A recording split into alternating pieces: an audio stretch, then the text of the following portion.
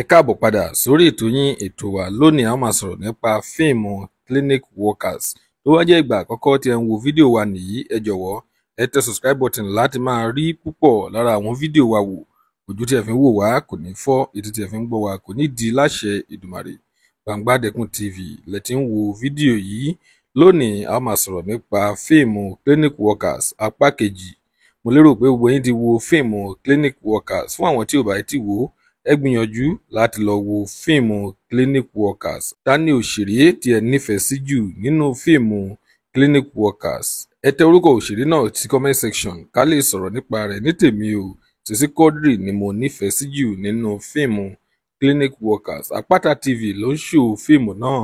Ẹ gbìyànjú láti lọ wo fíìmù Clinic Workers lórí YouTube.